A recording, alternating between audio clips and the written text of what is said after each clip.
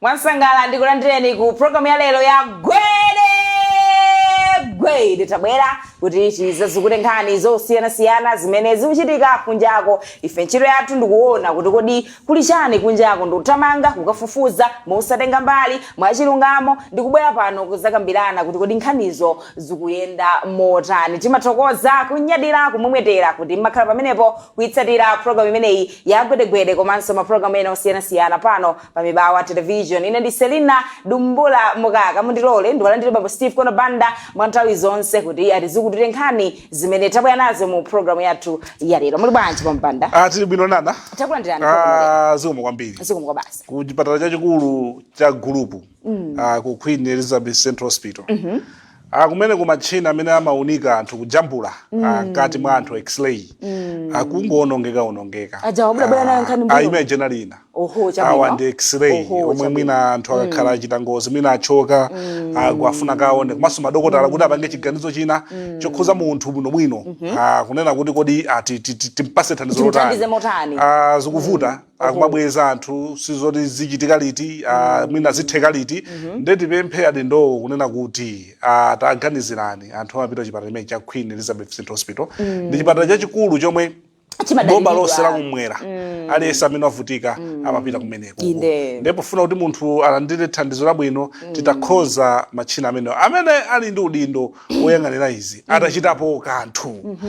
Pali maphunzitsi aku primary iwowa akudandaula adalonjezedwa kuti aphunzitsi omwe atha zaka 10 amenewa akwezedwa ndi grade imodzi. Akuti mpaka napano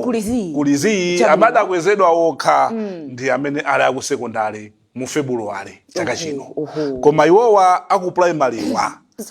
palibe chomwe chachitika sadakwezedwe. Kodi iwowa ndikuti sofunika pa chitukuko cha dziko lino. Ndipo akunena kuti iwowa akuvutika makamaka amene ali mu grade K PT3 komanso mu grade J PT2 akuti akuona mazunzo osiyana moyo malingana ndi mmene zinthu kunjaku zavutira. Ndiyeno kumeneko kunduna za maphunziro kubomako mudalonjeza kuti mwatha zaka 10 mudongo kweza okha amene ali ku secondary koma primary mukwaiwala. Standard 1 inakula bomba mazophuza standard 1 kovuta ino simasewera standard 1 amaizo kuti weso ngati mwananso na weso udizitheke nanga ku primary aku secondary amakopeza kupha iphatu koma aganizireni patseni zomwe akufuna lonjezo linadusa mutu wafana lonjezo ndi lonjezo basi izoti budakambirana zimayeneka zichitike lonjezo ndi lonjezo. Maonera zisankho kuziko South Africa zinandipatsa chidwi dziko la anzathu kuona anthu akavota tavala matisheti azipani zawo zamtendere bwinobwino kupita kuvota inaso kumayenda ndi chinkoza mawo amene malinga ndimene malamulo awo alili. Koma ife malamulo athu kuno zimenezo saloleratu utalitali kwangopezeka kutengapo ongolekeza ovati cha blue kapena cha green ndekuti unjatidwa. Tiona kuti kodi chita wine chipani chite kumeneko kuti zikhala zamtendere nanga sikuliso abale athu ambiri kumeneko kuti kwambikizo wawa ndikuti siziyenda tajamagwira ntchito amakhala kutumiza thandizo kuno lomwe timakhala kuthandizika nalo so kuno mbali ina ndithutu mukhoza kuyambapo chabwino. Banda lachisanu ndi tsiku lomaliza Martha Chizuma kukhala mkulu wa ACB. Patatha zaka zitatu chiyambire ntchito pa 1 June ndi Director General oyamba amenewa amayi Martha Chizuma ukhawa mayi ndithu padutsa ma Director General ochuluka kokho omwe anali azibambo okhaokha koma anali Director General wa mayi amene asankhidwa amene amba ntchito pa 1 June. Koyamba adakanidwa ndi public mwakumbukira ndi public appointments committee anthu adachita kulusa kenako chiganizo chawo adapeza kuti adakasintha. Kenako tidaona pakugwira ntchito mu chaka cha 2022 anapeza kuti iwowa mu December 2022 adapeza kuti amangidwa sanambe yoteroyo kudabwera ya audio munthu ina amada ajambula audio nkumazungulira kenako adamangidwa akufuna kuwabalalitsa chomwe chidali chinthu chovuta ndimakhulupirira pa moyo wawo mpaka na mwina pano pamachimva beku wawo. Kenako mudazabwera mu February 2023 kumva kuti ayimisidwa ntchito. Amalawi anakhala mbali yawo. Amalawi anakhala mbali ya Martha Chizuma Tinatulumukira limodzi. awawa mpaka natuteme wakatani akamazi ndipo febero tipachito nenetsa kuti awatu sakupita kulikonse musiyeni munthu amayi akhalapo be mpaka na tsiku lomaliza ife pano gwedegwede ndokondwa kuti chiganizo chapanga okha kunena kuti sindipanga linyu mene malamulo amanenera kuti ngati ufuna kupempha kuti mwina kontrakitaka yoneso akuluakulu abomawo amaona ndi mmene ogwirira ntchito koma iwowa mwina akapeze mtendere wina ndi malingana ndi mmene zinthu zakhalira anthu ena amanena imayi Martha Chizuma analephera mayi Martha Chizuma onena chilungamo timanena pano mayi Martha Chizuma anayima mayi uja sanalephere ngati kuli director general oyamba wa ACB amanagwira ntchito mosayang'ana mbali mosayang'ana nkhope pogwira ntchito yake kuti uyu ndi waboma uyu ndi wa opposition anali mayi Martha Chizuma kwa basi ACB mbuyomu imagwirisidwa ntchito ngati chida chopsezera opposition amene amamangidwa makhala opposition kumamva kuti ayi nduna zikupanga chakuti nduna zikupanga sizimamangidwa koma taona mayi Martha Chizuma nthawi yawo ngati iwowa mkulu wa ACB nduna zikumangidwa akuluakulu akumangidwa ndipo pang'onong'ono wamkulu wina anakagwa ndithu kwa basi pang'onong'ono ndichifukwa chake anafuna kuti aopseze pakuwamanga powapanga suspend fo amaziwa kuti chomwe iwowo anaonetsa kuti katangale ndi chimo ndipo ndilotheka kuthana nalo tsono anthu andalewa amakhala anthu aboza akamalankhula nkhani yokhuza chani yokhuza katangale mutati muone mmene apangira recover assets ankhani yokubedwa kwa ndalama kudzera mukatangale ayesesako mwina almost 881 million kwacha ayikapo ma guidelines ena achikhadi anayambisa nkhani ya lifestyle audit panopa lamulo li pa cabinet stage mbisapo nkhani yokhuza kuteteza amene akulula nkhani zakatangale mbisapo nkhani yokuti anako primary aziphunzira nkhani yokhuza katangale akhalapo akulandira mawadi ambirimbiri ku ACB kuchoka kumayiko international level akufika pano ACB inali ndi donor moz mmene mayi Martha Chizuma mu nthawi yawo ya zaka zitatu apeza ma donors 5 amene akhala kuti ali akuwathandiza nkhani ya funding yakhala yovuta ku ACB koma sanayabwerere mbuyo mapeza kuti pada miyezi 4 osapatsa funding koma ena aja amayima pa nsonkhano ndikumanena kuti mu high five mwathu muli nkhani yothana ndi katangale ndipo kumene kuti kuyika ndalama zosiyanasiyana kuti katangale athedwe koma kupita ku ACB upeza kuti pena ndalama osalandira pada miyezi 4 tsono nkhani ya katangaleyi ngakhale panali zokhumudwitsa zambiri pofuna kukabwezeretsa mbuyo mayiwa ayesesa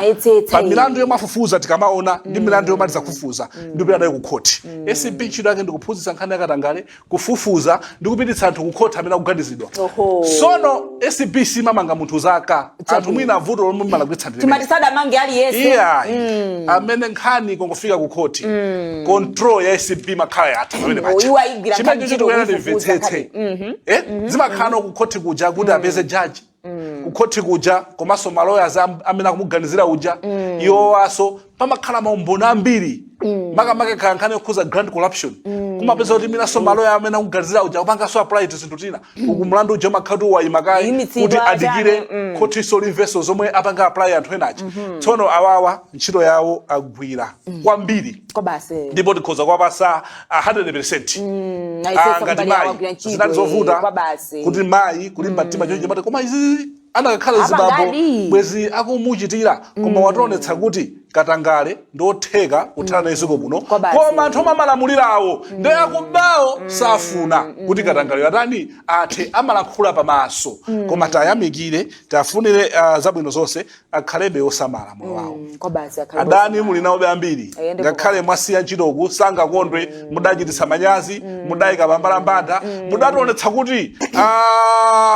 oloche jumo mukhoza kumanga chile chiyonse olo munthu palibe zokuti lamulo ndi lamulo palibe zokuti udindo ndi udindo koma lamulo ndi chani ndi lamulo ndeti afunira zabwino zonse pamene akayamba moyo wawo wina koma iwowa ife pano timaletsa kumanena kuti adalephera mayi Martha Chizuma sadalephera komano mabwana awo amene usadafune kuti awachita wedani kumpondereza uyu adalonjezapo kunena kuti sadzafuna kumalowerera nkhani yakasankhidwe kamkulu wa ACB tidzachepesa mphamvu zathu izi tizasiya zosankha mkulu wa ACB tizasiya kodi zili pati lonjezo limene lija zili kwani zizifusa zaka folo apaso ayi tiona mata bwereyo kuti agwira ntchito ngati Mai Martha Chizuma aenda mapazi a Mai Martha Chizuma obwerayo daya luka apa matenga kuti kodi apa obwerayo nde koma chomanga chire koma ndakaika kuti angali mtima ngati mai aja mwina tiona tisangotsekera khomo mwina kukubwera yena ati titumisa akwatafuna zabiro zonse ntchito yakatangale atolesa kuti ndiyotheka kuthana koma anthu andale ndi anthu ovuta anthu andale ndakuba anthu andale omwe amanena zakatangale pamaso koma kumbali akupanga zokuti zisatheke chifukwa iwowo ndamene akuba akadya komweko chabwino. Tipite ku nkhani ina. Bambo Banda apolisi wadzudzula pogwiritsa ntchito ndalama yokwana 7 billion kwacha popanda chilolezo. Zikhala bwanji? Defense and Security Committee ya nyumba ya malamulo ya dzudzula polisi kuti apewe kugwiritsa ntchito ndalama mosatsata ndondomeko mopanda chilolezo kuchoka ku Treasury Department yomwe ili pasi pa unduna wa zachuma. Apolisi amatolera ndalama zamasero timaona traffic aja akulembera njera ija kapena mukafuna police report ndalama zimene zija zimapita ku account number 1 ndeno budget yathu imene makhalira pa jama noti ndalama zipitisa ku polisi bewa aja kafuna ndalama amayenera apemphe ku Treasury kuja ndaone location yawo ya budget kuti kutani kwa pama kazi ndizimina zina za emergency amayenera kuti apemphe ku Treasury kuti mina tati ndalama izi ndingagwiritse ntchito ndiyeno akuti agwiritsa ntchito ndalama zokwana 7 billion mono mokasiya ku account number 1 mosatsata ndondomeko zoyenerera zomwe akwadzudzula kuti sanatsate ndondomeko zoyenerera zopempha komano loyero limene lili mwene Inspector General Peter Meko ananena kuti iwo analemberapo Treasury kwa kunduna mene wazachuma koma sada ayankhe akutenga nthawi kuti ayankhe zikhoza kukhala kuti akutsata sakutsata ndondomeko komano nkhani ya chitetezo ndiyovuta sikuti apolisiwa chabwino akhoza kukhala mbali nayo koma nkhani ya chitetezo yovuta fasu mungamadikire nkhani yokuti kwina kwake kuli mphafa ndi gamoto palibe pa fuel kulibe ndiye muzindikira kuti ku Treasury so mukapempha ndalama ku Treasury suti mangoyimba phone kunena kuti tifuna ndalama atipatse mumalemba madocument amene ujo form zimene kujamina alikunja ali ku America inde kumisonkhano ina olomwino apita kapanga zina ndesi tingamadikire kumanena kuti uku chitetezo chavuta ndeno tinene kuti tidikire uku apolisi wasukuti popo chiro ya chitetezo sukuti alimala kuitsa yake koma mwina ndondomeko zinazo zopangira zimene zozo malingana ndi kuchedwa kwa zinthu kumatani kumavuta pa chitetezo tipemphe kubomako kuti pala nkhani chitetezo pamafunika machawi magamoto aja amafunika nthawi zonse akhale kuti tisadikire kuti apochoke amayenera apangidwe service magamoto aja akhale ndi mafuta pali zipangizo zambiri kandi stationary zinafunika ku polisi kucha zokuti zigwira ntchito zizikhala pa station paja ndezikhoza kukhala kunena kuti pamalamulo amalakwitsa koma pa chitetezo cha dziko apolisi amalondola apolisi amalondola ngatali ma document okuti akwapanga support kakuchidwe ntchito ka zinthu kuti magula mafuta mwakuti timatere mwakuti palibe poto cholakwika komano kunena chilungamo sitingamadikire ndalama kuti zipite ku account number 1 ndati zikabwerere inu zosatheka amatheka uku kapita mbava tithamangire uku munthu azimangirira tipange tsamange munthu tingomusiyo zimangirira 4 days 4 tikudikira akuti aku Treasury apanga approve ndalama linazo ayi pa chitetezo cha dziko palibe chomwe alakwitsa komano tingopempha ku Treasury ko kuli ndondomeko zawo atazoona bwino izi zili ku polisi kokha zili kuma department ambiri adzitha kubwera kufotokozera inde timamvetsa akati budget ndi ma estimates suti ndalama zimakhalapo akanena kuti tapanga approve budget ya 5 trillion sukuti ndalama zija zilipo cash tilemba aphunzitsi 80,000 sukuti inde kuti ndalama zijalipa kulemba limawa ndikungoyerekeza chabe kuti ndalama zomwe titatolere faka malemba mumujo ndi mina titolera ndalama zakuti kudzera ku misonkho kuna ni tax revenue ngati za policies titolera mwakuti ma donors mwina atithandiza mwakuti ndeno ngati zikuvuta adziauza anthu aja koma pandali zimatokhaso zovuta kuti muzinena kuti ndalama tilibe makanga tibo malalo amati bank club ndi opposition amapeza jokusekerani zinazi ndamo boma lili blog maona akusowa chochita ndeno sadalakwitse koma pa ntchito ya chitetezo koma ndondomekozo komanso ndondomekozo sindingapange blame iwowo apolisiwa omwe tikuyenda kupanga blame ndikuntundako mmene zinthu zimayendera ma processes amachedwa kwambiri ma processes amachedwa kwambiri tipota nkhalimeta khati kuikamba kwa zaka ndi zaka chabwino tikapumulire pang'ono ndi mmene tikuchitira program ya lero ya gwedegwede tikapumulire tibweranso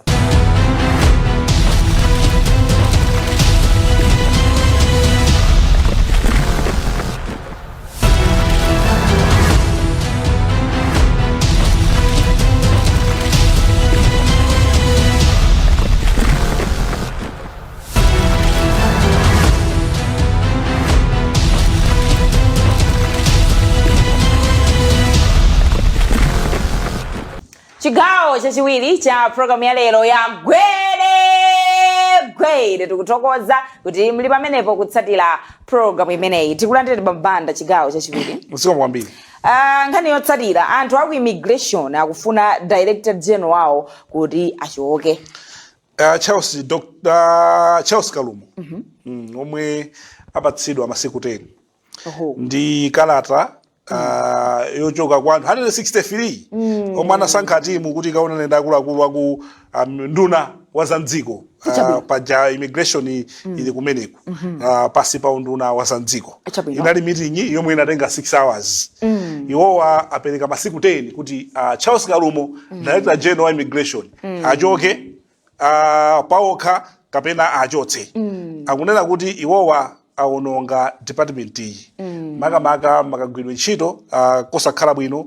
komanso kuyimitsa ntchito akuluakulu mosatsata ndondomeko kapena kumva mbali yawo. Akuti chikhale ndiwo pampando pa kuganizira kuti ayimitsa anthu okwana 40 akuluakulu pa maudindo osiyanasiyana komanso kukalipira anthu ogwira ntchito ngati ana. Chabwino. Akuti mankayipeza department imeneyi inali kugwira bwino ntchito mchaka cha 2022 koma ayiwononga ngakhale ma structures ake ndondomeko zake zonse akuti zaonongedwa. Akuti akusankha ma junior staff kutenga maudindo akuluakulu ndipo akuluakulu akumapanga report kwa amenewa majunior staff. Pakali pano ndi mmene azilili amenewa ali ndi okhuzidwa ogwira ntchito ku immigration amene afuna kuti Charles Kalumo achoke. Ndikuti gulu lina likunena kuti yayi iwowa ntchito yawo kugwira bwino ayika ndondomeko zabwino kumeneku zomwe anthu ena zikuwaphinja ndi anthu ena akudana nazo zili nkati momwemwe ena akuti yayi izizi anthu akunena iziziwa akunena izizi ndokwiya omwe amaba omwe amachita zinthu zosakhala bwino chifukwa chokuti afinya ndifaka afuna kuti Charles Kalumo achoke. Pamene ena akunena kuti yayi Charles Kalumo wa ankhani ya administration kwaganiza sakuyendetsa bwino kuyimitsa anthu mosatsata ndondomeko kushauta ati ngati ana atiyafanya kwambiri. Koma inake osadankhule kalikonse tsono undunaso umene wa homeland sunanene kuti zikhale motani kwa pamatha masiku 10 tikuwuzani kuti kodi kumeneku akugwirizana zotani. Akalumowa achoka amene anthu ena akufunira kapena akalumowa akhalabe konko monga anthu ena aku immigration konko akufunira kunena kuti ayi abambo watu ntchito akutha koma enawa ni sanje chabe komanso enawa akuti ayi mkuluyu sakutha ntchito tikuyena tichonse kwasala masiku 8 7 patsidwane kalata imene iyi anthu amene wawa pasi ndipo kumatha masiku 7 kuti lofika chingati lachinayi timva kuti chenicheni ndi chani pa nkhani imeneyi. Chabwino. Nkhani yathu yotsatira imene yotsiriza bambo banda pofuna kuti tithane ndi katangale timalimbikitsidwa anthu kuti zinena za katangale kuulula zimene zikuchitika ma department ndi kwina kotero kosiyanasiyana. Ndi pali nkhani apa kuti chilango chachikulu chidzipita kwa anthu amene amaopseza anthuwa amene amakhala kuulula za katangale. Lamulo limodzi lofuna kuteteza munthu amene akuulula mati whistleblower chingerezi chake njira imodzi pasi pa ECB kuli Martha Chizuma anapanga kunena kuti kukhale lamulo loteteza chifukwa anthu amaopa kulabera mulo loteteza amaopa anthu kanena kuti ndikaulula andipeza sanditetezera soyi inu mukhoza kuona kuti mina pena pake pochitika katangale magwira ntchito konko kukanena kwina ku ECB akadziwa kuti ndinu akhoza kuchotsani ntchito waulula yes mwina waulula ndiye no special law commission kuli bungwe lijamati law commission lomwe limaona za kuti kodi malamulo ngati afuna kusinthidwa kapena afuna tilembera mulo lotani kumabwera katswiri osiyanasiyana ndiye mu law commission mujaso amasankha task force ina pakabwera nkhani yokhuza lamulo kodi lamulo lokhuza ana amatenga momwe muja ma expert ndikutenganso okhaokha ndi amaiti special law commission the special law commission pasi pa law commission imene yoyo yomwe ikuona za lamulo imene la whistleblower lanena kuti likufuna likupanga develop kupanga chinthu chokuti chiziteteza whistleblower ameneyo pokhala ndi chitetezo pokhala ndi chilango chachikulu akunena kuti munthu amene azifuna kusokoneza kapena kuopseza munthu amene waulula nkhani yokuza katangale kapena kusagwisidwa ntchito kwena kwake kapena kusasata ndondomeko zina zake zabwino, amene yoyo munthu hotere amene wafuna kuopseza munthu amene waulula zimenezozo adzilipira 25 miliyoni komanso kukhala ku ndende zaka 5 kupita tsogolo. Sukuti ndi option yayi, ikhala option kuti 25 miliyoni kapena ku ndende ayi, koma uzilipira 25 miliyoni komanso ku ndende malire zaka 5 kuchepera zisachepera zaka 5 zapita zaka 5 kukwera kuntunda chabwino. komanso anthu omwe azisokoneza umboni okabwera chilango chakenso ndi mamiliyoni somwewaso zaka 5 komanso anthu ena amene akunenera anza umboni wabodza kuli anthu ena kunja kuno chifukwa cha ndale chifukwa chokanganirana maudindo ku convention amatha kudzuka ndikuyamba kuipitsa mbiri ya asiri amene uwaba watani umboni alibe cholinga kuti anthu ali naye kukhosi anthu amene wazimangidwaso kubwera sola mulo litiro akufuna kuti anthu ukamakapereka nkhani uzipereka ndi mtima wona osokofuna chifukwa chokuti anthu akapereka nkhani zabodza akamafufuza anthu aja ndikupeza kuti ndosalakwa mapeto ake anthu aja amadzabwera kunena kuti munandiyipitsira mbiri kufuna kuti mundipepese. Komanso enanso kuli anthu ena akatswiri ena omwe amadziwa kunena kuti ifeyo tikasokoneza umboni tikateretere akufuna kuti zimene zonso zithe. Whistleblower lamulo limeneli likakadutsa ku nyumba ya malamulo amene ateremu lipitaka ndi ku ministry level akalione kena ku cabinet level kena kulipite ku parliament kena ku president akasaini tikhulupirira kuti ngatidi ali ndi mtima ofuna kuthetsa mchitidwe wakatangale mene amakambira mu high five chifukwa izitu zini mu high five pa 5 mmozi uja amati high five mmozi ndo akuthetsa kwakatangale mmozi wapa 5 lamulo ili liyenda mwasanga ndi kuti next sitting ngati kutheka likapangidwe table komanso likavomerezedwe kandi kusayiniridwa tiona komano ngati zili zongonena za mu high five zija kungolankhula ndi izi zokuti ayi WCB akati agwire chejumo iwe kutani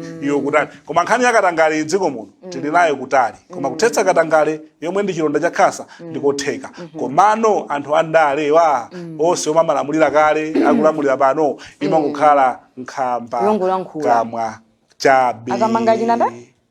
chechani chejumo chisomba chachikulu chichambo chachikulu chimakhala afani pang'ono SB inakagwira chejumo komwe imalowera koma ankalowera amasajumo chejumo ngumanga ni jumbo chejumo jumo owakanaka muweza wina nakawezedwa chabwino koma daisa kwaponda maijizuma kunsokoneza munthu muzamayi amene sama yang'ana nkhope kadi wa position kadi nduna amangotapa basi amangotapa kuti pali umboni utenda nukukhoti chabwino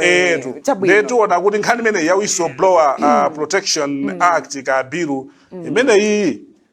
ndiyokuti ithandizadi ipitadi ku parliament muivomereza ipangika mwachangu nkhani ichaso ndi lifestyle audit imaoneka kuti imangopondedwa pano ndi pakabinet level ku cabinet kuikutani nkhani yokuti tizoona kuti awawa chuma cha wali nacho ndi mmene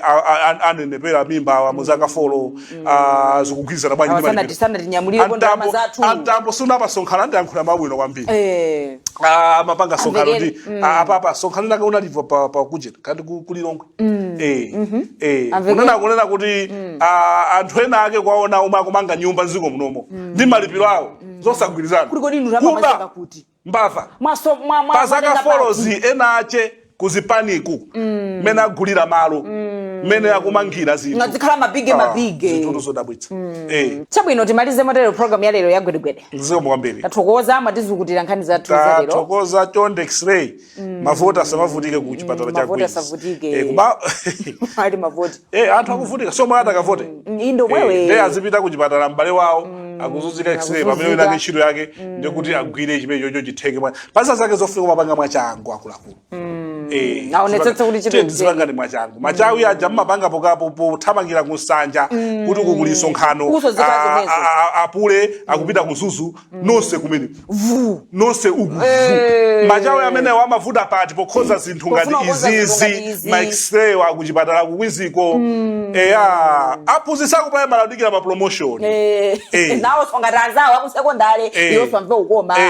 tukaya ndithu kukhotisa kudikira masiku 14 chabwino pachatopanga kankida nawonso manesi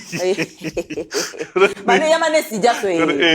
chabwino zikavuta ungothothola malipiro a nduna ndi 80% kuti apite kwa ni mafuta awo amagalimoto atothole ndi bwanji 80% amagwira ntchito zambiri amagwira ndi ma principal secretaries ndi ma directors mumaunduna mukanangonena kuti angochosa malipiro fake 80% chabwino kumaliza motero program ya lero ya gwedegwede timathokoza kunyadira kuti makhala pamenepo kuyitsatira program imeneyi amene amatizukutira nkhani zathu monga mwa nthawi zonse ni bambo Steve Kondo Banda, ine ndi Selina Dumbula Mugaga, pa makina Luke Chafukira, pa kamera Jafari Sanudi, pa FCC Trevor Nkumba. Tathokoza kuti munali pamenepo pitizani kuonera program ino otsatira Gwede Gwede.